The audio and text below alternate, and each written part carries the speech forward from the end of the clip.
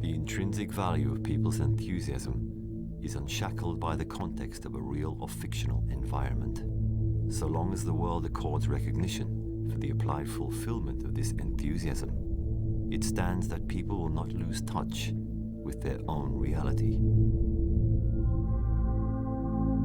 Reality being the foundation of an individual's conventional wisdom is a degree of experience that belongs to that single person. Hence, any such individual reality can be perceived by others as nothing more than mere imagination. This changes when the said imagination opens to embrace a certain degree of widespread awareness, at which stage it has the potential to be perceived by anyone as reality. While a sense of fulfillment in a virtual realm can ring hollow, the exact same sensation can be applied to fulfillment within the real world.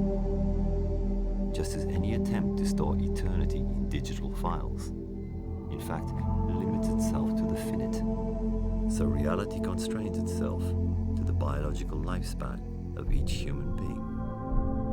In the century of great wars and revolution, an ideology that rejected private ownership and focused instead on planned economy as humanity's savior, self-combusted and completely collapsed. However, the opposing, now triumphant free market system nurtured principles that created profound regional disparity, the breeding ground for an escalating vortex of civil strife that embraced the globe and finally became the status quo. An array of ignorant forces, repressed and diminished, had weathered the titanic global struggle between these two greatest systems. But as the contest for ascendancy came to its end, stubborn nationalist tendencies and religious intolerance arose, phoenix-like, with renewed brutality and sordid echoes from the past. When efforts to restore order and reason against them failed, people felt compelled to return to their gilded cage. A society without competition, hence minus development. Stagnation is a consequence of stability. Even so, technology succeeded while religion and ideologies had failed. The immutable issue of ownership and the fair distribution of limited resources was resolved de facto as a direct consequence of the drastic rollback of economic activity. Somewhat ironically, the notion of a simple reproduction society utopia was thus realized, back to back with the advent of a second Middle Age, with fixed production activity. If anything were to threaten the continuity of this Pax Technologica, it could only be the irrational desires of those very people who drunk up its benefits. To abate hunger, to circumvent disease, to avoid all and sundry natural calamities, or to reproduce with the sole task of leaving a descendant, these primary necessities remained unfulfilling. Humanity searched for meaning and purpose within the bounds of its own existence and creative output. Consequentially, rather than intentionally, people confided in their imagination all the desires they could not themselves apply in reality, and that choice was made all the easier by the introduction of an innovative form of technology. Avalon, conceived as a military RPG combat simulator. This particular game incorporated top-of-the-line advances in cerebrophysiology, making the environment open to spontaneous brainstorm-style play, while hardly alone in a multitude of possibilities available to the social strata, is perfectly adapted to the human desires of those who inhabited the stagnating world. Players needed not to rely on basic acoustic or visual perceptions, since they could instead directly input all of themselves into the game environment via low-frequency wave simulation, the cerebral cortex.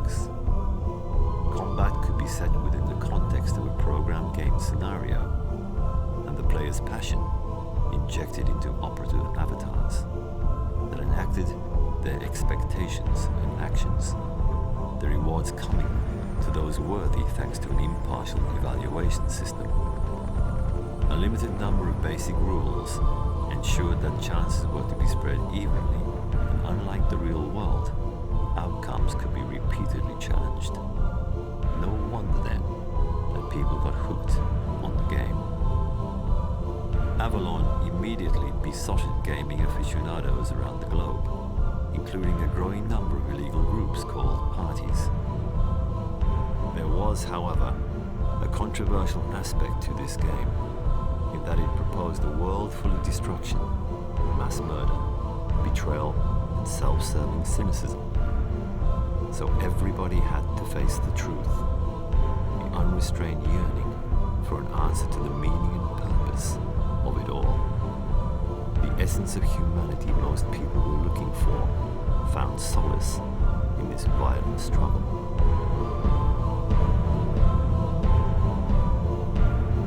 Avalon also gave birth to the Nine Sisters, legendary programmers endeavoring to broaden the playing field to incorporate new trial arenas, a world inhabited by solitary hunters that wandered these artificial steppes in search of prey, a world people called Avalon F.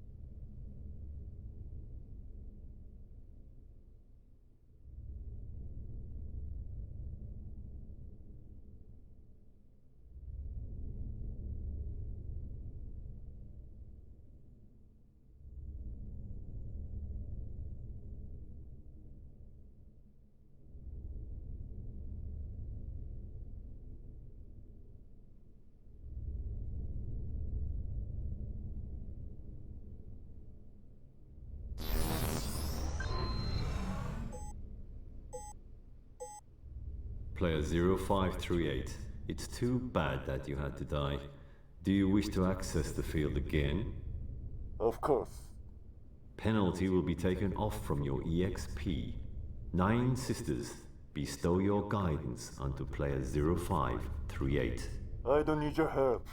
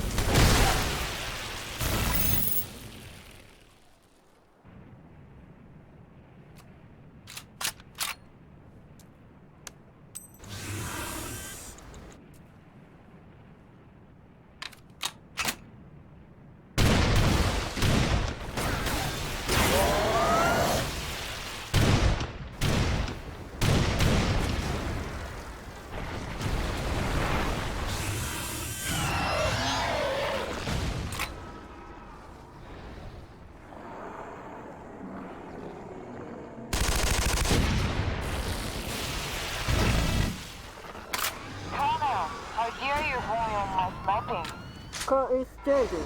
It's the most possible way to go hunting. Stop complaining!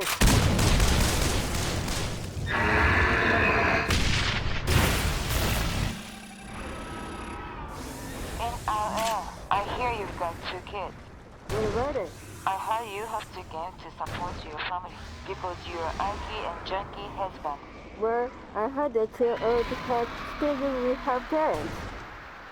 Snapping is the perfect show for you. Shut up, you poocher. Hi.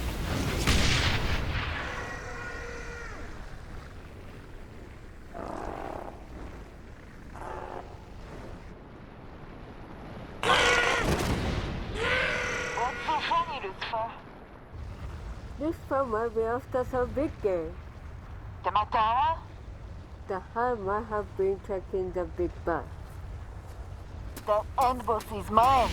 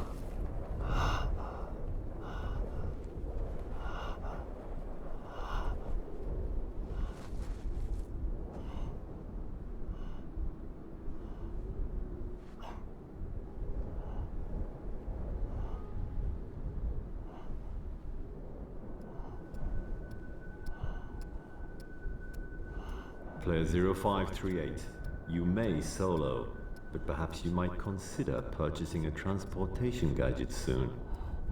What do you expect me to do that? It is unreasonable to pursue the end boss on foot. Encountering it will be unlikely unless you are blessed with massive luck. I'm counting on the luck. You must be mistaken.